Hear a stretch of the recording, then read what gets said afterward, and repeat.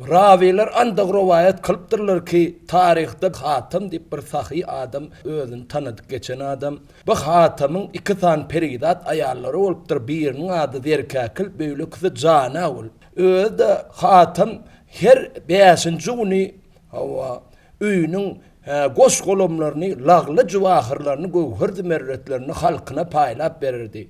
Şoňa görä adam maňa näçe etse arskal geler dururdy.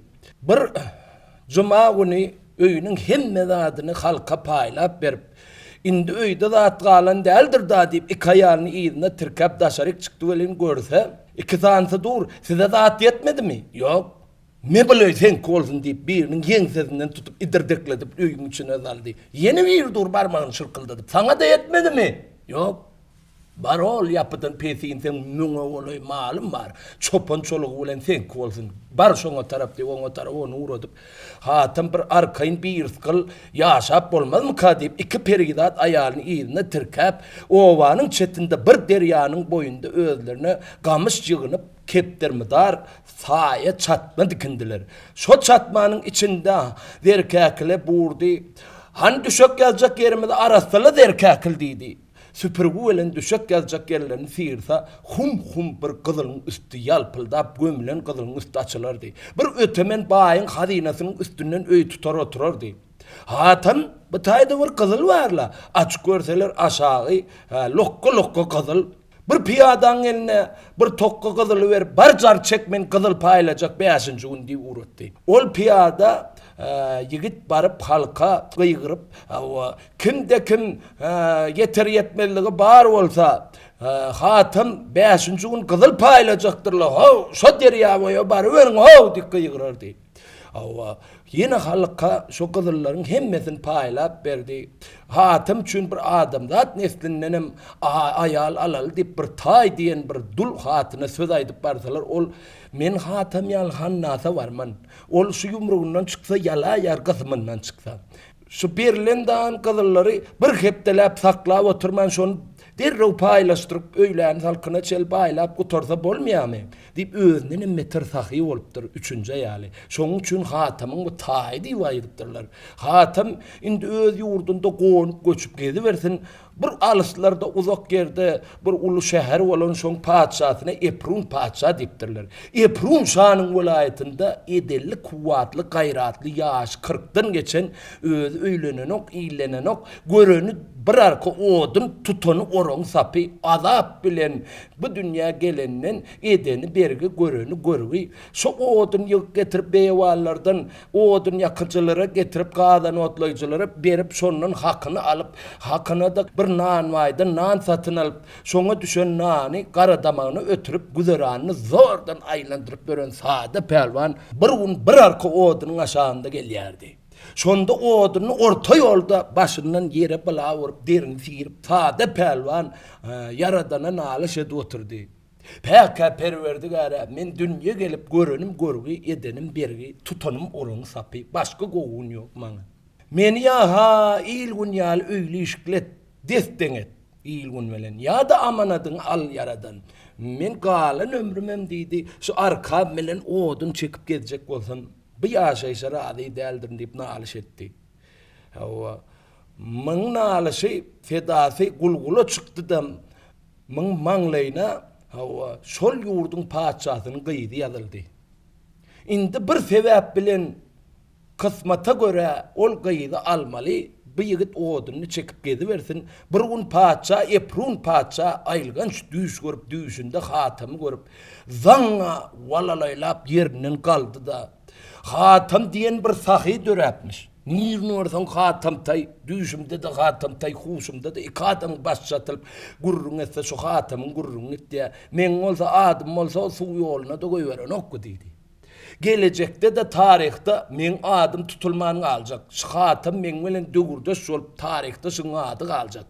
Şoň üçin men gyýdym ýetişdi. Hi bolman Hatem diýen sahynyň kellesini Eprun diýen bir padşa aldyrypdyr diýip tarihte bir ýerjiginde bellijek galar diýdi. Kimde kim Hatem diýen sahynyň kellesini getireni gyýyp berjek. Getirip bilmedi, gyýydy talak etjek dem getirip bilmedi, öldüräň da ikinji gidip getirjegi gyýdym berjek diýdi. Ana carçalar paçan aylanıp yor, bağlarlarda, çöllerde, dağlarda, düzlerde. Aha, kimde kim hatam diyen sahinin kellesini getirene şaqayını verecektirler. Ha, deyip çölü çıkan carçayının sesi odun yık gelen beyvanın gelen sade pelvanın kulağına ilteşti de odunun başından bir yere bala vurup ılgap gelip carçayın yakasından aylandırıp tutup yüzüne koyup ne mi diyen dedi. Men farsaydım mı? Bizim paçamın gıydı yetişti. Kim hatam diyen sahinin kellesini getirene gıyız verecek. Getirivilmediği gıyız talak edip ayırıp öldürüyor da ikinci gidip getirecek. Gıyız verecek diye vayttı dedi. Bir yerde gıyız verilen olsa çok kellerini men getireyin dedi. Ertirden nir dedin. Bizim eğimiz sallanıp gitti gıykılıklar. Sen çıkaymalken indi deyip min yakasından tutup südönöklü edip köşkü tarafı alıp kayıt doyup pisip hem oduna miyizde kaldı. Yankısada pelvanı carçı köşkün içine saldı da şaha tervera, cahan pervera şiğide öğünü gugslep öğüne çıktı bir yerde gıyız verilen olsa kelle meni getireyin deyip deydi. Han soğul bir gıra, ya soğul getiren değine işaret edip takdim bilen bir gıra tüyşönükler gitti. Paça bir laysada pelvan baştan ayak göz gezdirdi de be. Özüne getirme şeyi de değil ekeni. Gücün, kuvvatın, gayratın yerinde yani. Yönü men işimin şertleri var. Oluram 5'lik tane ol. 3 şerti var. Birinci olan sağ güçlüdür o. Kellerini getirsem getirmesem men yalak bir garip bir de kıyını vermez deyip yüreğine soğuk salmadın yani. Her özünde kıydım ikinizin nikahını kıyacak. Yönü biriniz görkelmen ayratın cayda piyada kadı velenleyecek. Haçan kellerini getirirsin. 10 tane adamı bir kursin daşına aylap ortada da kellerini koyup hatamın kellesi mi ya? Gezip beren çopanın kellesini hatamın kellesi deyip fikir edip getirdin mi? Onu anıklap suvu dedip ondan sonra sana kıydığımızı verirdi. İkinci bilen hatamın kellesini alıp bilmedim deyip iki varman burnuna sokup izirkildep elin boş gelaysa gıyız talak edip ayırıp sen kelleğalarını ona derek başka böylekeyini uğradıp ona veren gıydım dedi.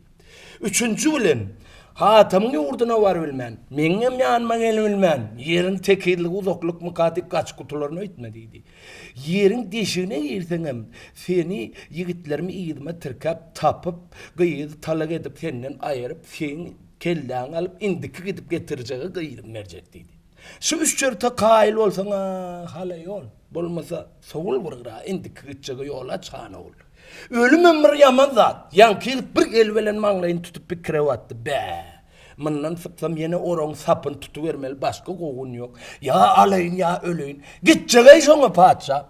Hay batır. Barın buna deydi yaraklarını üpçün edip verin deydi. O dövrde yankı bir yanına hancar bıçak aldı. Sünk saplı, birazcık yol harcını alıp atalmana bilmendir nereste bir gariplik dösen son hemme dadi, hemme işi piyadaçılıkta geçmeli mi kadiyen pikri velen ayak yalanaç neredesin hatamın velayeti deyip zövle vılgak. Uzak yol ağız mühlette geçip Yemen velayetine yetişip hatamın öyün soruğla berden bardı velin öyünün ber tarafında bir setir çöküne düşüp oturan düğelere yağ çalıp veren bir ağak dolu peşeneli bir beşereli yaşlı var ağak sakkallı şo yaşlıyın öz hatamdı. Şon yanına geldi esselamu aleyküm yaşlı bu dur hatamın öyün yerdeka. Hatam için yepletti. Men soranın bu öyüm sonradan deyip han oğul. Sen sol setravelerin var da men hatamın mihmanı deyip asellem kıyıklıkla vağur sen mihman alan taplar dedi. Bardı da ait şiali aha mena hatamın mihmanı deyip kıyıkırdı velin. İki sanak hava keyik yali gelin yankı dilen caydan böküp çıktı da her kaydı vur koltuğunu girip mihmanın ayağını yeri getirmeli gırdadıp cayın içine al uğradılar. İçki tama saldılar kim halli verden gımmat daha eşiklerden, vaslardan asılgı duruptur dört taraftan. Mılardan hem giyindirip başına da vur zerli felleğen çoladılar da bir kaptanını kıstırıp bir kaptanını koyuverip üstüne de bir müşk anbarı septiler velin yigit gül yağlı isli yigit olup durdu. Bunu ondan sonra törkü caya saldılar. Giyinişlikteki cayın töründe 40 kat çımılgan yazılgı duruptur. Ondan soň iki peridat ayak aldygyna myň öňüne nadygmatlar çekdiler. Her yarım sagatdan nahar ütkap dur. Abda hatam nirde de diýjek bolanok men ýal aýş aşyrety haçan görün mende. Garyplyk dösün. Yastanyp kapyrga çeýnäp ýatyr, başy üstü ekip ýastyk. Ýene näme agdyň kümşüldi. Peridatlar 3 gece gündüzläp mihmana hyzmat etdiler. Agşama molya öz ýatýan otoglaryna turt gözden gaýyp bolup zym-zıya bolýarlar. Ýene ertesi ir bilen hyzmatda el kündükli, suwly, hani elin bär tut mihman diýip elini ýuwduryp hyzmatda dururlar. Suratda 3 gün geçdi welin dördülen juny ir bilen ak dolup beşereli ýaşly öňko düýelere ýag çalyp oturan ýaşly içeri girdi. Assalamu alaykum mihman. Şu gözüň öňünde görüp duran nadygmatlaň goş golamlaň eýesi men. Men diýdim maňa hatam tay diýerler. Men gysylyp geldim mikam diýip pikir etme. Men ömrüm ötýänçäň iýjeňi, geýjeňi, sowjaňy gysyljak adam däl şu bakyp bejermäne ýagdaýym men bar ýetik diýdi. Ýöne 3 günden soň mihmançyň şer tutar ya. Men sen arzyňy diňlemäne geldim. Sen biziňkä näme sebäpli geldin? Ya bir iş çagaz bilen geldinmi? Gapdaryňda asynan pyçaklaryň ama bar ekenin. Ay ýaşuly, ha? Sen şol hatam diýilýän adammy? Awa. Emedekler gelip işin ağzında duran hatamın ayağına yıkılıp ne sebepten geleni beyan edip sade pervan bir söz deydi.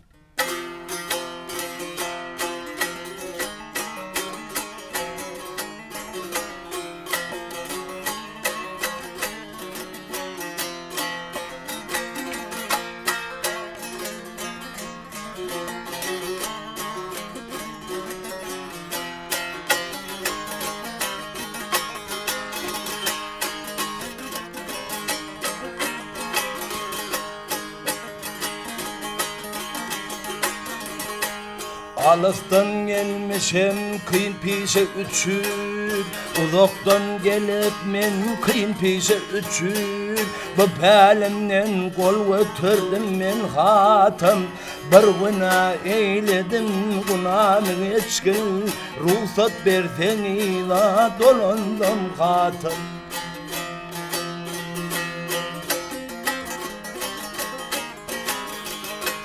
Gelipdim men senin kellen alsam deyip, gelipdim men senin başın alsam deyip, kellenin tip taşağı giyev bolsam deyip, bu işlerini bir cayına salsam deyip, deren ölüm ölüp gideyim hatım.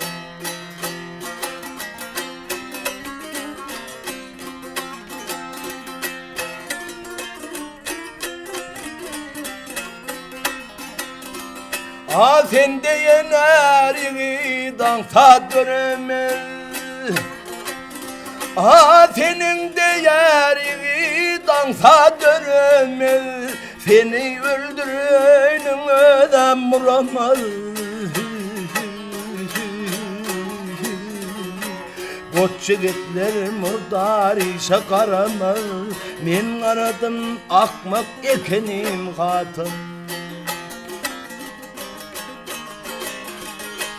Sade pelvan aydır kava hadişler, sade pelvan diyer nedir bu işlere? Yakşılga yamanlık kılındı pişler, pata verdin ida dolansın başlar, koy cehennem ölüm katın. Pata versen ida dolansın hatan, deren ölüm gideyim katın.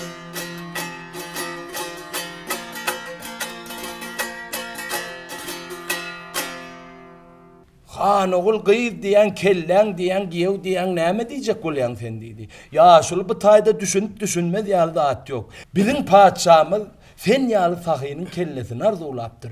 Kimde kim hatan diýen sahynyň kellesini getirene gıyızym berjek. Getiribilmedigi gıyız talak edip ayırjak, öldüräňde ikinci gidip getirjegi gıyız berjek diýip aýtdy. Menem başym çara bilmenýordum, odumy çekip ýüpüm bilen diýdi. Ya sen ýaly sahynyň kellesini alaýyn, ya da ölüýündik gelen adam meştaýyk. Ola ağam kelläňmiş. Yekecek tar moýum kılıny teninden goparyp öljek. Ruhsat ber, dereňe özüm gidip öljek. Yöne men gidermelin 5-10 günden uzak kalman, el bıçaklı yigit yene sen uğrunda kelläň almak üçin gelir diýdi. Paçasa uğradar onu. Düşünmedik olan yeni gaytalayın. Yo hana onu düşündüm sen şutayda ağlacık otur deyip hatam dünk otama çıkıp gitti. Bir hay yoktan soň bir gulat ýaly ýüp bilen şunun ýaly aksaply hanjar bıçak getirdi. Hana ol janwer süýji datdyr. Şoň üçin şüýüp bilen elim ayağım berk gül onsoňam onça uzak ýollardan alys ýollardan agramlyp hanjar bıçagy ýökedip götürüp gelmän hatama bir bıçagyňam kelläň aljak diýsen bolmaýarmy? Hatama men ýaňam aýtdym. Ola kelläňmiş ýekeci gylyň opar biljek bu peridatlaryň ýerde tormatyny görüp ýagşylyga ýamanlyk edip biljek. Onda güýülmän alay diýdi. Yo güýlü eger güýülmän roý bolman hagam diýdi. Yo şu dünýä gelen adam 5 gün öň 5 gün soň bu dünýede ölmeli. Bir ýigitiň bähbidi üçin 5 gün öňre bolan ekenim. Şu çal kelläni akitde derdiňe ýar tany ol. Yo men alman diýdim bir sözümde durýan adam men alman sözümden täňjek geldi bir ýerinden turup eşiklerini alıp geyini uğradı welin.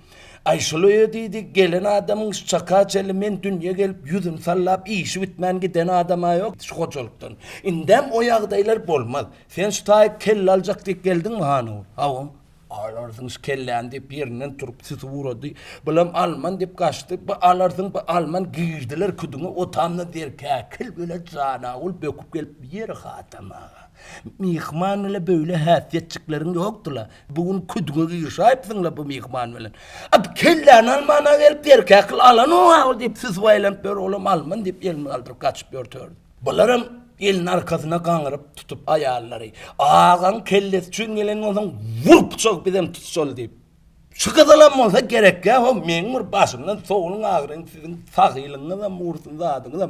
Men bir arkaýyn öýe gidip diýdi, "O güzeranym dolaýyn" diýdi. Ay bu erkekil eli öýberey näsfegem aljak bu kelläň. Bar 2 tan atýerle diýdi. 2 tan atýerledi, bökçökleşip duran atlary bardy, hatam arskally döwletli bolan. Min ýigit olata diýdi. Hawa. Hatamam birine durmuş barya. Hatamaga sen nere diýdi sada perman. Men kelläm arzulayan paça baryp kelläm merjek. Hem oňy işi bitsin hem seň işiň bitsin. Barma hatama öldüren ur men bolsun sen raga sagylyň süre berdin ýa. Ya düşeňe diýip güç bilen alyp gitdik. Uzak yol atla az möhletde geçip bardylar. Eprun paça şäheriniň Gunwatar çetinde beýik sıpanyň üstünde beýleki ýurt paçalar bilen hawa ýurt dawasyny edip oturypdyrlar. Bu ýapmaňa degişli, o ýap araçakdan aňyrda saňa degişli. Bärden ikatly oly püzjörşüp durup haýsen paça. Hon çetdäki başçygaly elik bulburly diýdi. Ady näme? Eprun diýdi. Üzeňe galura anda. Ay Eprun diýip gıýgyrdy. Eprun däl, beýlekilerim hemme tutoýdan tutup sypanyň PSSR-de welin 2 tan atly jylawyny çeýnedip durupdyr. Derhal hatam ýokaryk el ulap. A kelläň ala paça biýigde gıýdyň ber diýip bir söz diýdi.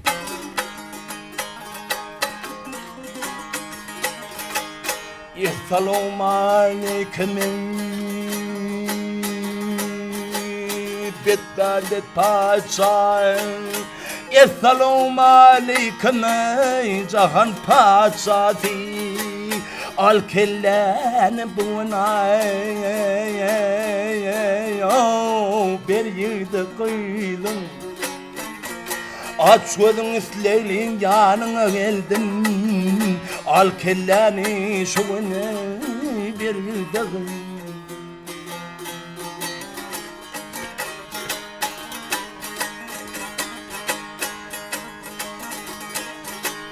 Ýigidärken öldürmän dir getirdi.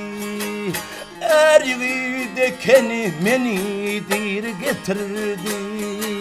Seniň murdan maqsadyňa ýetirdi. Hişekin bar ýigit işi bitirdi. Al kelläni şunay bir ýerde gıýdy.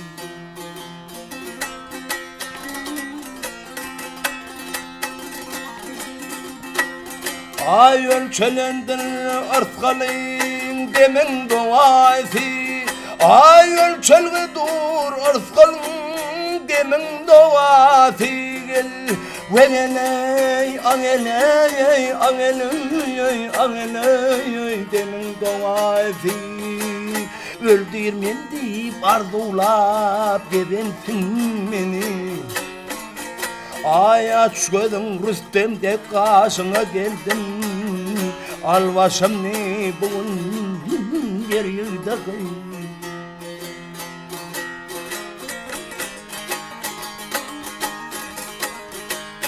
Alıktan gelmiş emey seni görmene Senin mundar maksaday fikrin bilmene Hatam diyerimin da geldim ölmene Al başım ni bunay bir yılda Ayal kelleni şun bir yılda kıydın Al başım ni bunun bir yılda kıydın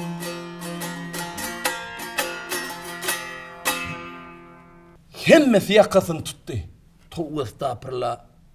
Kellesini ödürlep duranın bir sahi olacağı keney dünyada. Ey ya şuli, sen şol hatam dileyen sahi adam mı? Ama bidar ağı kellenin, bidar. Akmaklık bilen menem sen yalak sahinin kellesini arzulaptın. Sen yal sahinin kellesinden alıp dedi dünyada da yaşamak gerek ha.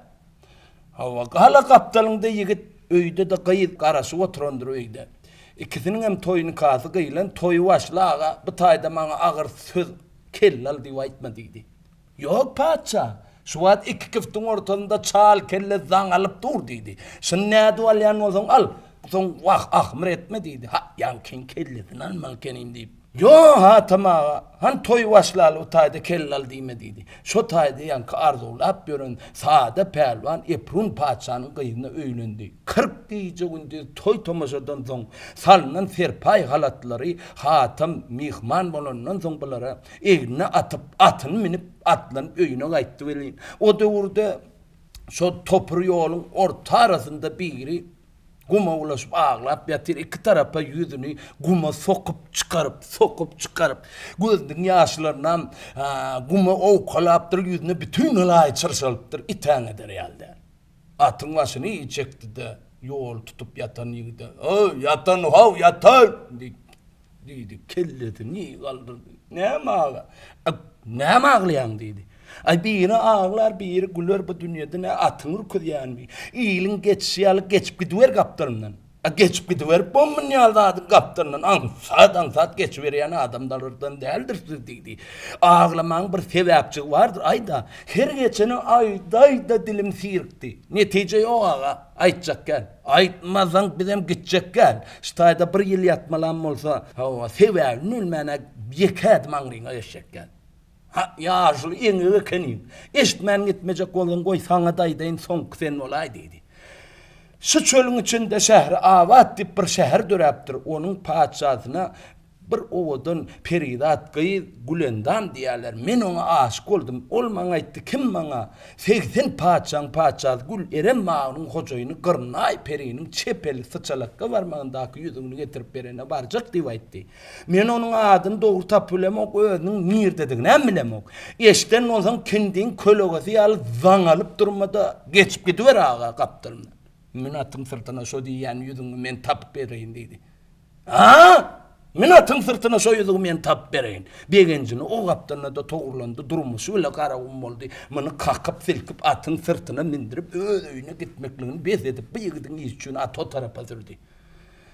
Barık gördü doğrudan bir çölün içinden kat caylı ulu şehir olupdur. Onun daşına kalaylanan dervedesini taptılar iki tarafa astırıp dervedesini dükürdedip kakı uğradılar. İki tane ağız saralgı ay paltalı cellat daşarak çıktı. Yaman katı kak yanı neyme gerektiydi? Paçağını gerek. Onda birisi sen berde dur koyuver deyse yanını sorak görüyorum paçağının koyuver ayır son deyip böyle kızı barıp şaha servera cahan pervera bir yüzlü aile gitmelen bir akton giyinin bir beşerel yaşlı iki adam siz soraya koyuverir mi? Koyuverin ol hatamdır deydi. Uzuldan bu nazarı beyikten dikilen hatam dörenin bir gaydusuz gayratlı cını beyik olup dörödülen. Paça da olsa bunun hormatını tutup görünenden velin zıvı yerinden kalanını bilmeyen ağlardı diye. Esselamu aleyküm Hatem ağa deyip salamlaştılar içerik girende. Abi yüzüle aile gitneme Hatem ağa. Ay mınan birazcık aladacık var. Batay arca yürün mihmantama geçelin deyip ellerini ayaklarını yuğundurup mihmantama geçirip önlerine 40 tüslü nazdan matlar çektiler. Ondan sonra hardan gov bolup ellerine bir kasa çay alıp gov yanmaşlaşıp arkaylık bilen oturan vakitlara etti. Ey Hatem ağa sen ne sebepten geldin bizim öye? Ey Gülendam gay, sen şiğde barayın diye ayttın mı? Ay menge barayın diyenim kendir bulam sol selsi pillerin uyurdur da. Menin bir maksadım var. Şonu bitirene varacak Hatem ağa. Näme maksadın var? Kim bana seysen paçazı kırnay perinin çepel gicicik varmağındaki yüzüğünü getirip berene varacak dedi. Şo yüzüğü men getirsem sen şiğde barar mı? Şo yüzüğü getir kime var dedin barayın? Hatem ağa. Onda barcaklığına dilinden hat ver Gülendam. Senin getirecekliğine dilinden hat ver. Ol bir mendil yol değil Hatem ağa gidip getirer yani. Bunlar dilden elden hat verişip turup bir uçadı Hatem. Men 7 yıldan bir çakı dolanıp gelerin deydi. On yança şiğit mihman tamında ıncıtman bakıp yatkının. Hakikattan da işi okkullu da onu bilen Gülendam Hatem'a qarab. Ey Hatem ağa senin iki dünyadan habardar peridat ayarlarının vardır der kakıl canavul. Öyüne varıp oların üstü bilen soruk cevap alıp ahir Güllereme yetaman ahmal. Eğer de Güleren mağına baraysan, onda gezip börün 70 bin hür perilere, 80 paçaz kırnay periye, men taraftan köp salam deyinin deyip Hatem'a qarab Gülendam paçağı bir söz deydi.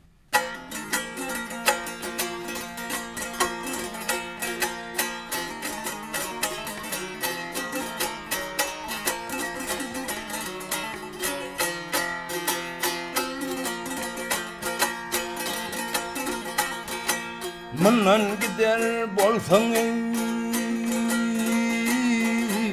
cahan tahiti menden şol güllere köp salam değilsen ağırna derler seysen şalarının paçası menden şol gırnaya ken salam değilsen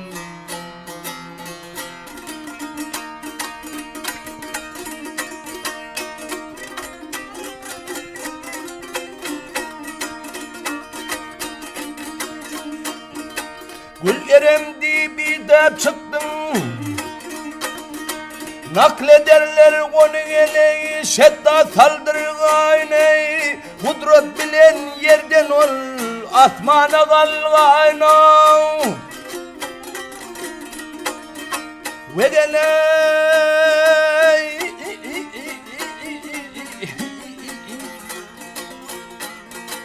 kudret bilen fikir cennetten bir olgun menin şol güllere köp salam değilsin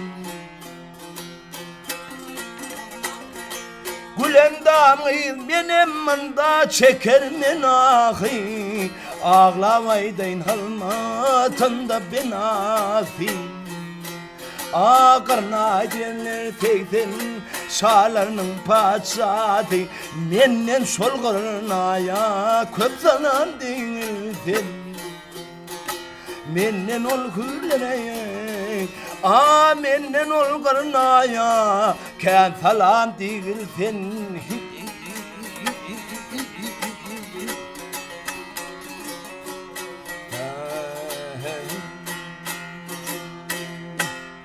Hatem atlanıp öyüne geldi. Öyüne gelende der kakıl canavul attan düşürüp öyüne salıp önüne nazdan matlar koydular. Der kakıl ayalı sağ kaptan da iyicek nanını ağına dıkı oturdu. Canavul o tarafında çep tarafında yüzünü yelpe oturdu. Der kakıl ayalı akıldardı. Hatem ağa sen ön kaklındaki ön kuyundaki adam amınson pıglın uyusaptır. Bir kemçilin var. Ağzında nan var çeynedin de yuğdu ülmen ağır pikire battın. O bildin o peridadım. Menin üçün bir yigit bir kıyıl karaşıp yatandır. Men olara wada ve paver kayttım. Sen paçan gül erem mağının hocayını gırnay perinin çepel gicicik varmağındaki yüzünü getirip verecek deyip. Sen şonun salgısını ver aysan. İnsaniyetin içinde en akıllısı sen mi kan deyip sana durmuşa çıkıp peridat almayı kat. Yalnızan ekenin. İnsanlığın içinde en akmağa sen ekenin atama. Gül erem mağı nerede? Sen nerede? Ona bu dünyada ölmen yetmeklik olmadı. Asmandadır gül erem mağı.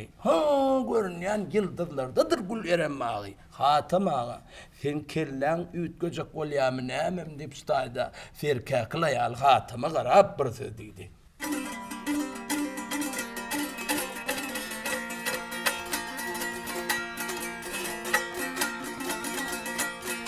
Hatam akılsız adam. Ey hatam sen akılsız adam, yete bilmersin gül erem mağı. Gül eremnin ey adını tutmağın, asman değil gül erem mağı.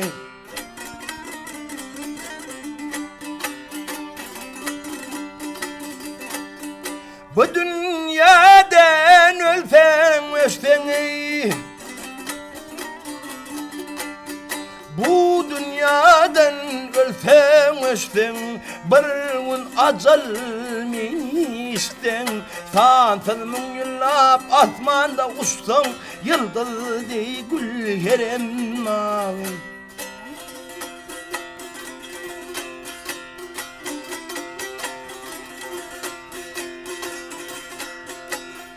Ken perileri yetibilmen kastında, hak nazar etti onu asman üstünde. Yalkasa olamay ayağın astına, bolmasa yok gül erem bağı.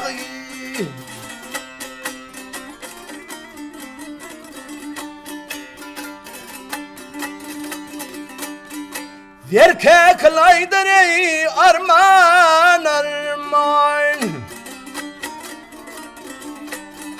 zerke kılaydır arman arman. Bu derdin senin yoktur derman. Oňay sen ol eremni görmen, yıldız dey gül erem mağı.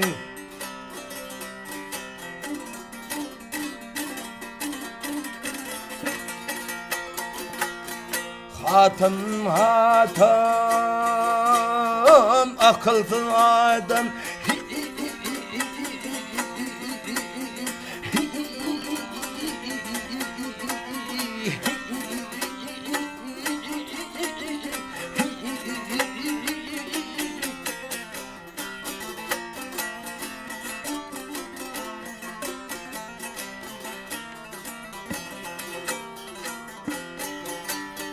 Yıldız ey gül eremnin bağı, asmanda ol erem mağı.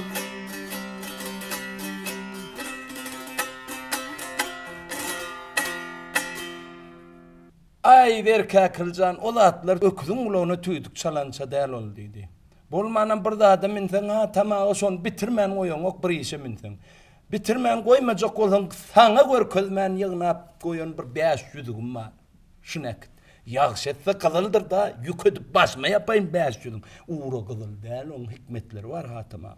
O ne hikmetleri var? Men 500'üm sen 5 varmanda olsa, yol yüreğinin ölen yadamarsın, üşömersin, ıslamarsın, acıkmarsın, suğsamarsın, hayvanın, insanın, otun, çöpün, çörün, diline düşersin, numur derdin, dermandır dedi. Oha! Olur yal olsa yolukça adama birem der orada limmet verir, kanan dakıştır dedi. Öňün 5 varmagy gyzyl ýüzük 10 varmagyny göwker zümerret ýüzükden doldurdy da hatam şakyrdadyp ellerini. Ay adam zat başyna bir tygam gerek gor diýip kendir guşagyna bir tyg pyçagy alyp vurdy da peridatlary bilen şäher gutaraýynça bile ýol ýörep ondan soň peridatlaryna bar selindik ýyda gaýdyp beriň diýip şäher gutaradyň öň çöllü gurup başlady. 3 gyýjy gün diýilip çölüň içi bilen ýol ýöredi hatam. Şu gidip barışına velin önündeki yapı del onun anırkı yapın üstünde bir möcek kolup keygi zarladıp kovaylanıp bör. Keyik canavar ecilleptir. Ecillen keyik hatama nazarı düştü dem uğrunu bärik tarap öwürdü de hatamdan hara istendek ılgawna badı bilen beyik yapıdan pesa gaýtdy. Gelip hatama süýkünürek keyik geçdi bilen hatam için gepletdi. Şu ilki bir insap möcüğün elinden keyik canavar kutuldoyla dip. Ortalarını özünü soktu. Möcük bir soğsaladı. On yança keyik yapaş geç gitti. Keyikin yüzünden yetebilmeyeceğine gözü yeten möcük. İyi nurladı. Et otursun edip kurunu ulap oturdu da hatama karşı karab. Ştayda hatama üürüp başladı. Möcük ayılganç yağdaya düşüp acıgan vakti üürürdü diye. Doyan son ulayadı. Yüzüklerin hikmeti bilen näme diýip ýürýänini hatam möjegi düşündi. Hawa möjegi dinläp görse şu sözlerini aýdan eken möjeg.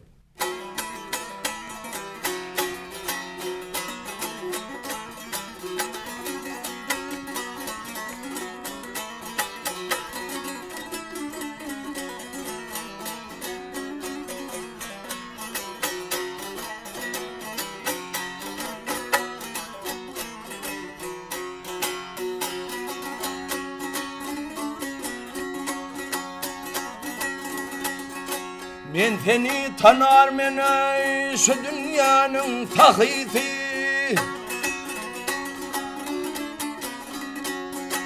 Men seni bilermen dünya sahisi.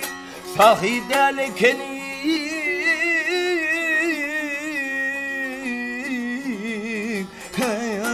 bahil sen hatım. Nem üçün sen men avımdan kaldırdın. Sahidel kenin bahil sen hatın. Mannan sana zerre peyda yoktur ey hatın.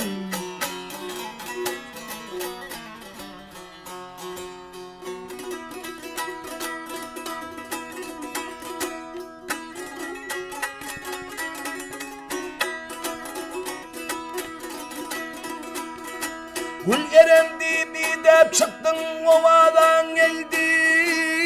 Ovadan dendilan şu dünyaya doldu.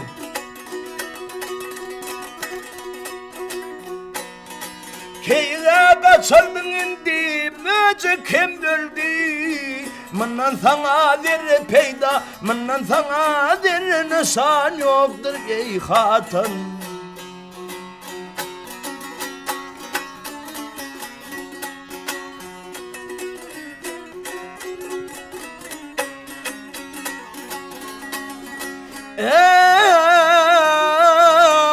Nem üçün sen meni adan sen aldırdın. Hiliş ettin sahilini sen bildirdin. Keyge kaçırman keyikni kaçırdın indi möcüğüm öldürdün. Mannan sana zerre peyda yoktur ey hatım. Sahidel kenin bahil ben hatım.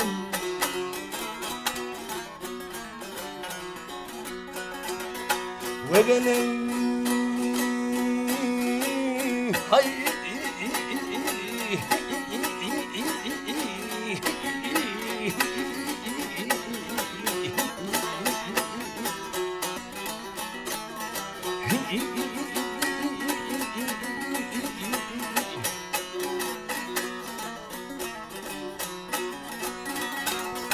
bahil sen hatime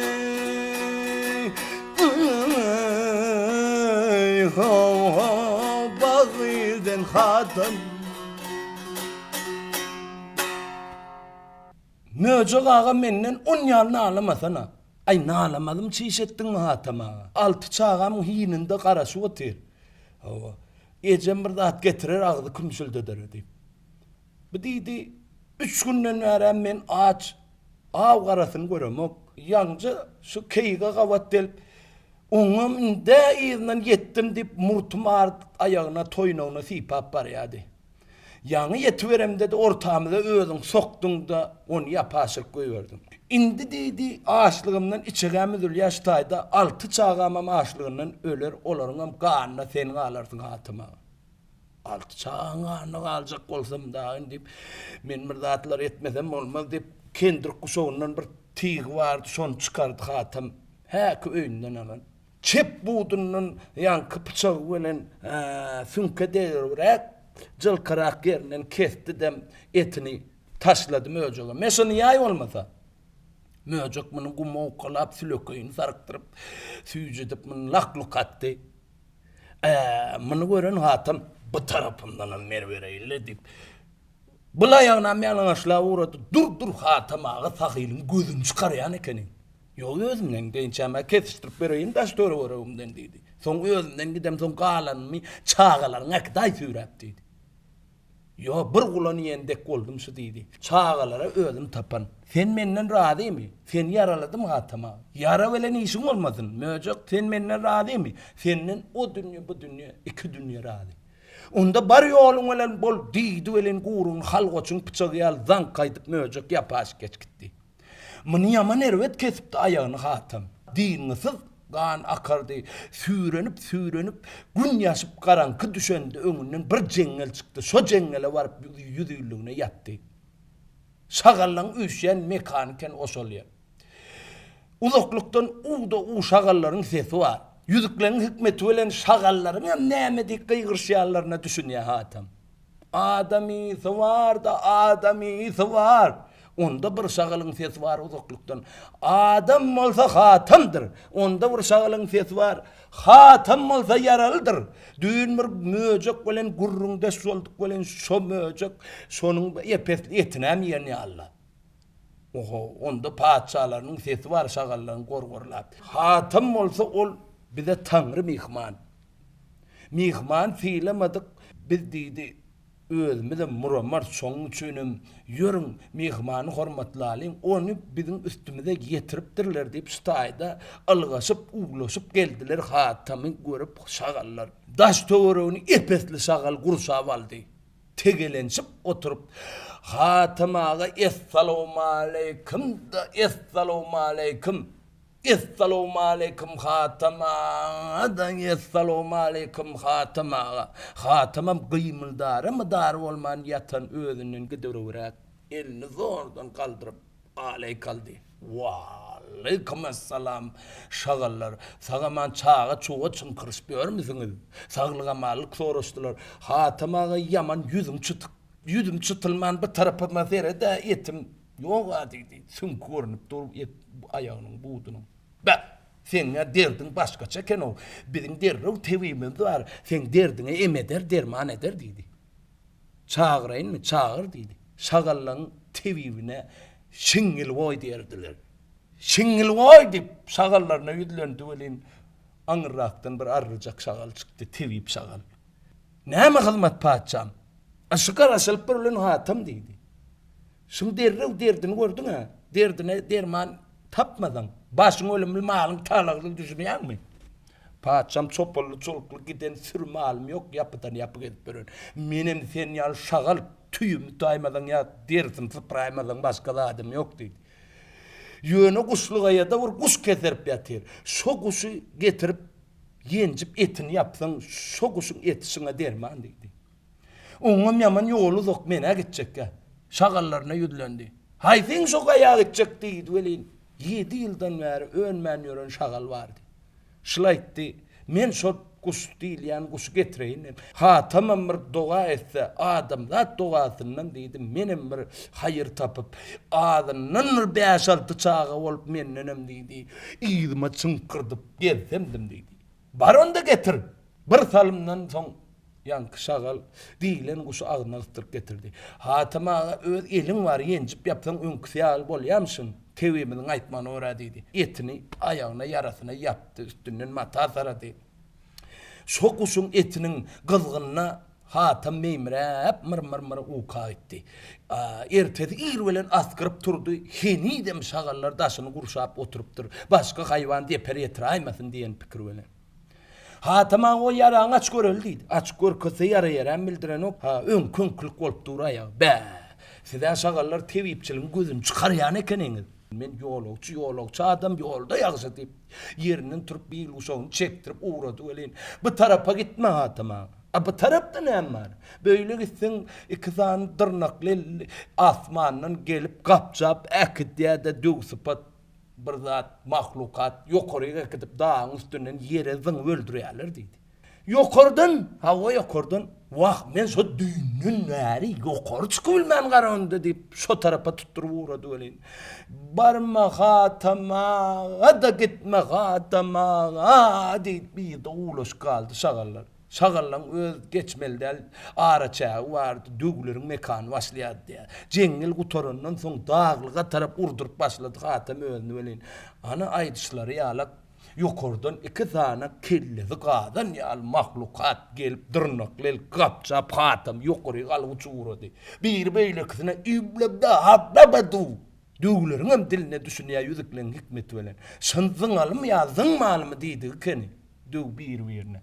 İblab da hablabadu. Böyle kısam lokku tutu lokku. Ay şu kızın yanmadan ben de işte gunça peşenelce ağramca. Her oturuşukta da kulağımızı kâmata getiriyor paçamız. Cahan sahih hatam gelecek, yeryüzünden bir ütköş adam gelecek. Bir de aydiyan hatamsı olsa, bir de zını öldürsek, efsun o kap bizim zınandığımızı bilip tohumuz könünce kırır dedi. Birinci görkezeli, zın deyse son zını öldür, ayar son alacansa da zın ayar deyip şıpıkır ölen.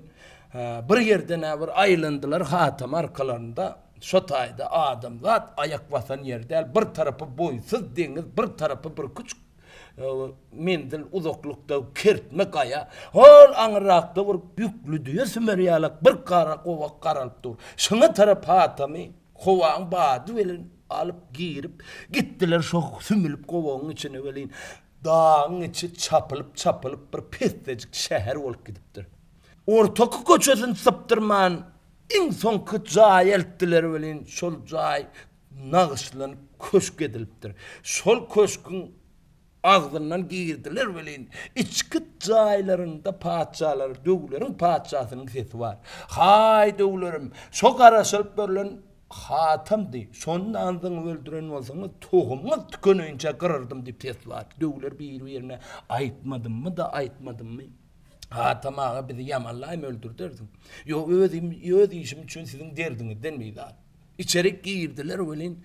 Nestan peridat bilelikte şavrt yukarı kaldılar da hatamı görünen. Esselamu aleyküm cahan sahih hatama köprek karıştırdın. Geldin mi deyip salamlaştılar. Peridat paçalarının gözü körekeni. Batıl şutayda görmeyen hatamı şöyle öyle böyle seyredip duruptur. Gözünün karası ağı karaçığı hemen adı içinde barda yönü gözü gören o. Be! Yankı paçalarının elinden tuttu da bir kimsiz güzel olmaz perim sen gözün kör mü dasıl? Sen gözüne ne oldu deyip hatam şutayda peridat paçanın gözünü sonra bir söz dedi.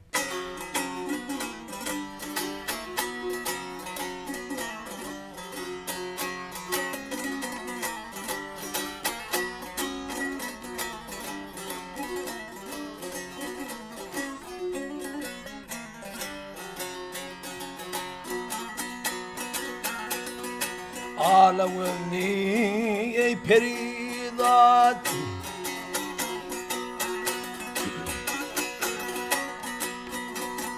Ağlamını ey peridat sana nem oldu Dizarını ey bana beyan göle nem oldu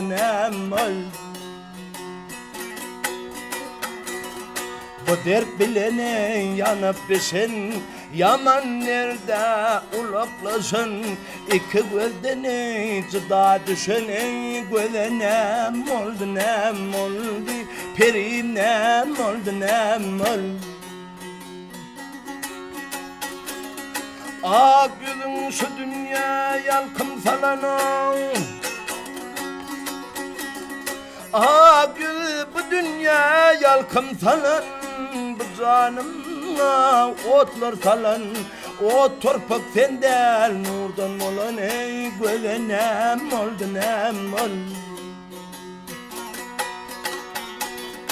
Dert bilene çekme yarman, yaradanımı kılar perman.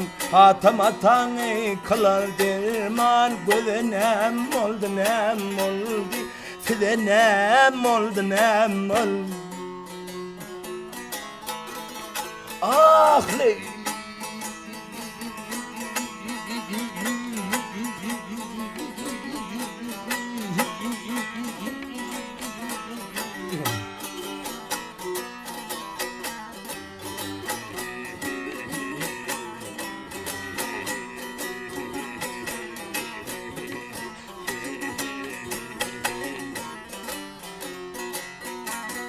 Hatam atan kılar derman, hatam atan kılar derman. Göde nem oldu nem oldu, perim nem oldu nem oldu.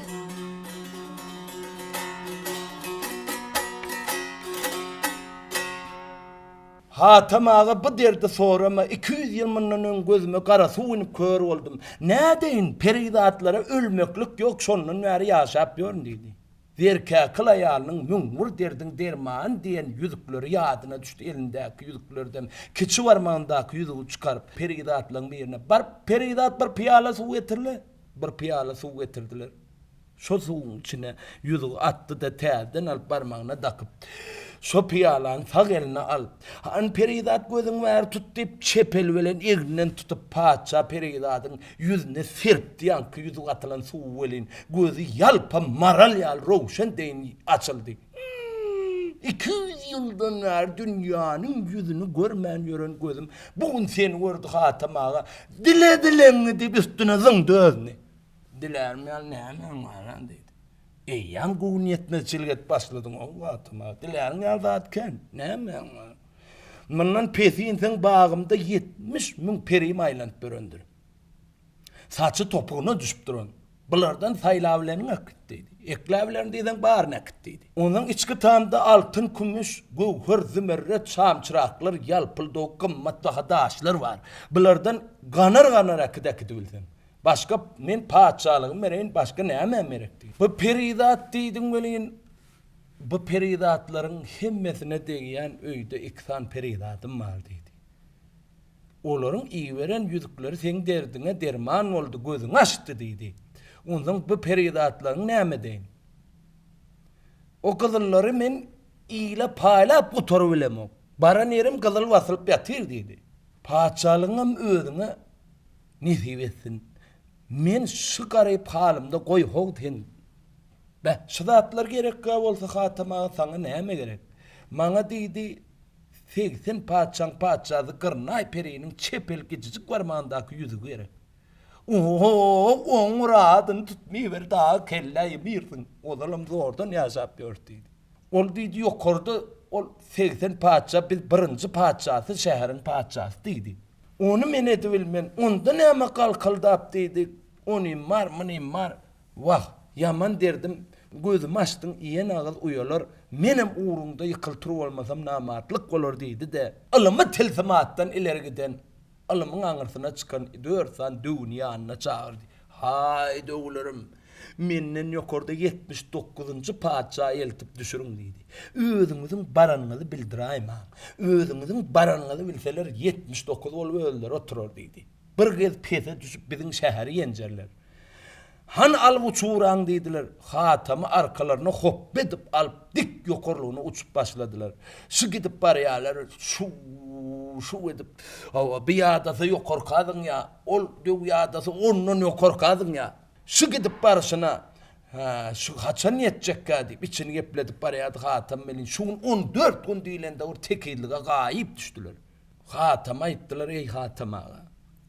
Sol görünýän diýdi Gül Erem magy 80 paçaň şo taýda bolmaly. Indi sen bizi iyi deme, bu taýda diýdi aýaňy ýandak çümüp ýapyşykdyrnak goýgorjak aladasy ýok diýdi. Şu sebitlerem diýdi jennete degişli. Bize mundan aňryk geçmek bolanok diýdi. Indi biz öz ýurdumyza gaýtjak diýip şu taýda gözden gaýyp boldular welin. Ay yekanyň ýary bir hudadyr diýip Gül Ereme tarap ýörep barýardy welin. Müşk anbaryň ýeti. Ak geyimli hür melek perida. gıydılar. Saçı topuğuna düşüp duran. Öyle, böyle, salgım atıp yürüyüp yürürler gözüne görünüp. Hatam yüreği vasvasa düşüverdi. Oho, gül yereme yalpıldap göründü.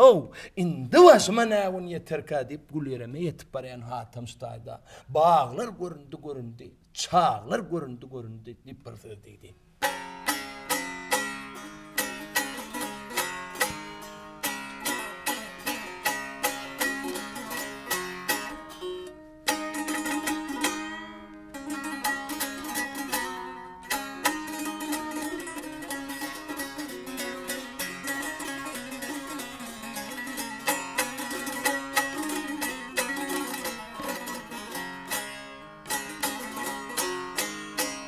Ömürleşip kara bağlar, ömürleşip kara bağlar,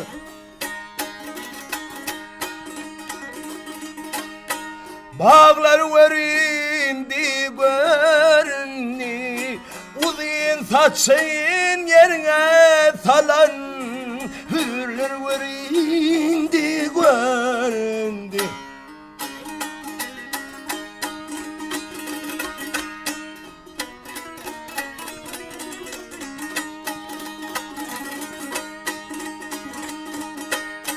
Yalpıldaşıp talla saray, nesip etse bilhem maray.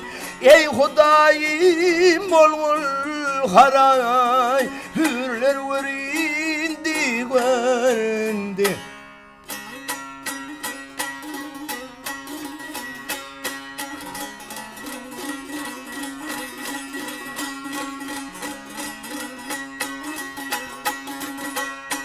Alas yerden salgım atıp, her kaysı her yana vakıp, gören kişinin bağrın yakıp, dağlar göründü göründü.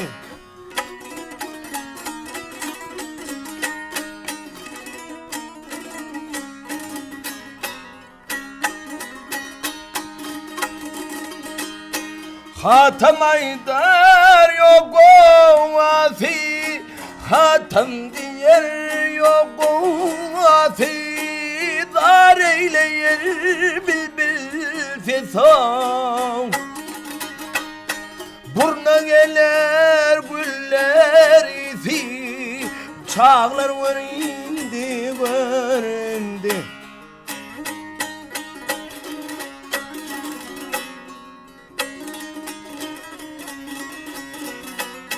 Bağlar verindi göründü, dağlar verindi göründü, çağlar verindi göründü.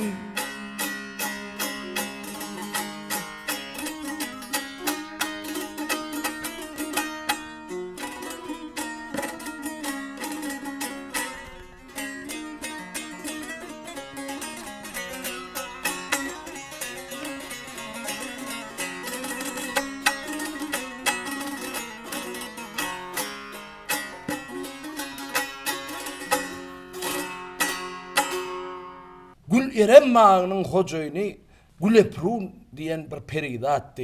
Hatam düşürdüler. Barın alıp gelin deyip bu da iksan dövün uğrattı. Hatam yörep barayadı. Yine iksan döv kapçap hatam yukarı alıp uçu uğradı. Bu ne hile kolda. Döv kolundan sıpmaklık yok. Ahir birinin elinden malcırarını o deyip içini yepledip barayadı hatam. 3 tane peridatın önünde getirip düşürdüler hatamı. 3 peridat şavırt yukarı turdular da Esselamu aleyküm hatama köprek karıştırdın geldin mağa deyip salamlaştılar. Hatam içivilen ayttı kırnay peri diyen şey. Sen mi kırnay peri? Yok kırnay peri sen paçanın üstünden uçar köşkü ulen aylanmana gitti deydi. Yürsen ol gelyen çadiydi, bağın acayip yerlerine aylal deyip ortağa alıp hatamı acayip yerlere ayladılar. Gurpudok yerlerine öleyin. Bir salımdan son bir köşk ay verip kaptallarından aylan uçar köşk gelip önlerinde kondu. Holha Gırnay peri geldi hatama yor alıp baral sen onu deyip stayda 3 peridat ol köşkün daşından geldiler bir tilsimat oldu elin köşkün daşında nağışlanan kapı birden yalpa açıldı içinde aydım zadın sesi bilbillerin ovadı adamlar dinlese aklını şaşırıp barayan ovadlar var içerik saldılar velin 80 padşahı Gırnay peri 170 kat perdel aşağı 40 kat çımılgındı oturuptur. Her tay saçını 10 bölüge böldürüp her tarafında 10 tane peridat daşın tegelenşip daşının bedenini örtüp oturupturlar ördürüp saçını.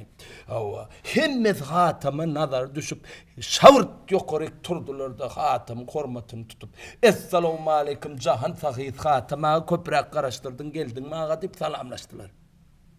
Sen Gırnay peri olsan, sen çepelki cicik parmağında bir yüzük var, şonu bana berinin dedi. Onda Gırnay peri aytti, ol çep parmağındaki yüzüğü ne edeceksin? Onun için bir yigit bir kıyıl karışıp yatandır, men de olara söz verip vadedik kaydandır dedi. Hatamağa, ol yigit, ol kıyıl, ol şagallar sana duşan, ol keyik, ol möcek, hemmesi öz peridatlarımdır dedi.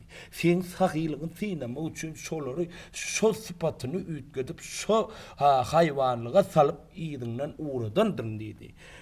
Ol yigit bilen ol gıydan peridat, şoň üçin senin sahilığın sinema için iyi verdim.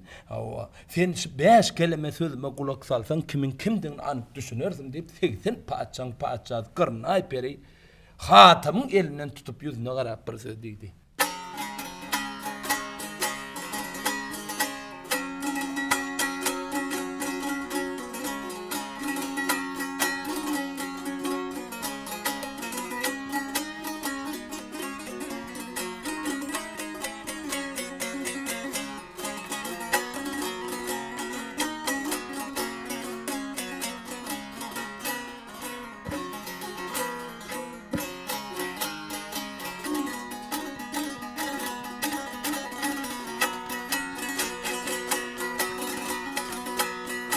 Senin üçün 500 verdim.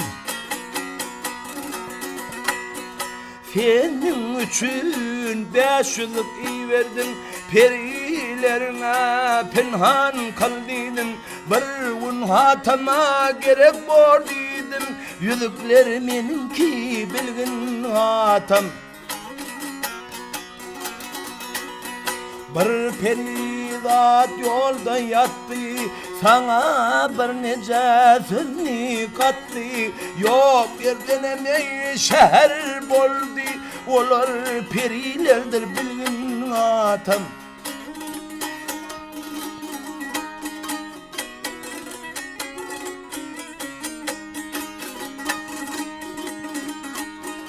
Bir peridat keyik bolup kaçtı, bir peridat möcek bolup kovdu. Senin etini yiyen boldu, olur perilerdir bilgin atam. Ken perişteler şagal olsan olup, ken perişteler şagal olsan olup, seni mihman kavul kılıp, bir peridat tevip olan olup, kuşu getiren mendim gatan.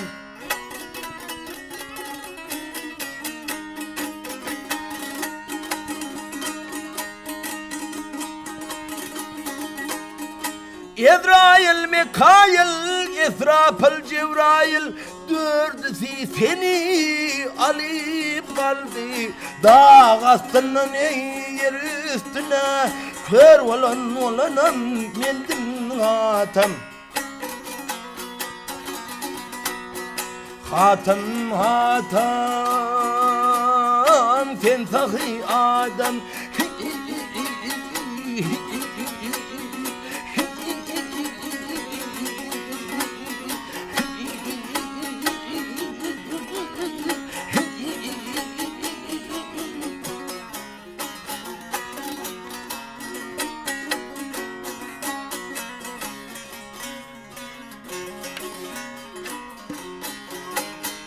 Husni getiren mendim hatam, kör olan olanam mendim hatam.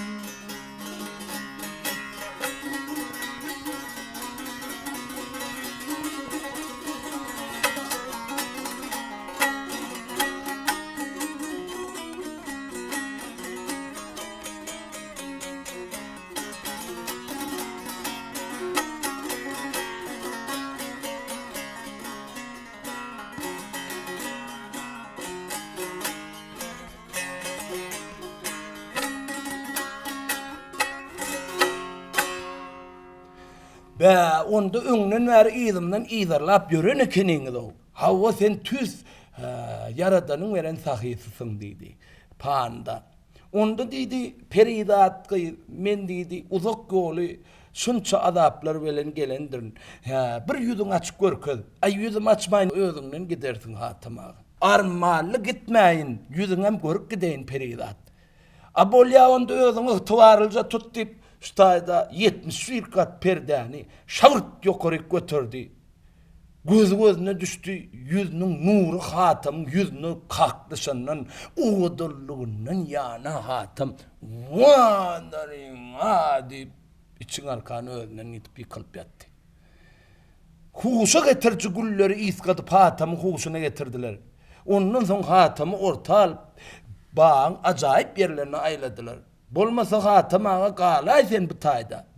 Bu cennetem oňa deken ýöne berilenje ömrümizi borup panda geçireli. Indi ýyda dolansak näçe wagt geçdi ka diýse 7 ýyl 7 aý geçipdir. Onda sen bilen hoşlaşaly peridatlaryny çağıraýyn diýip peridatlaryny çağırdy. Ondan soň kawa diýen bir jaýa salyp hatama bir gul ýyskatdylar bilen 35 ýaşyna jahil ýaşyna dolanyp geldi. Gartaşan ýaşyndan. Ondan soň peridatlaryňa da biz tarapdan salam aýtgynyň hatamaga diýip bir serhowza çümürüp çykardylar. Hatam öz öýünden askyryp durdy. Hatam bir goltunda zerkäkil, bir goltunda jana ol. Bu zatlary düýşünde gördü hatam. Mundan soň hatam öz ýurdunda peridatlary bilen köp haýyrly işleri etdiler.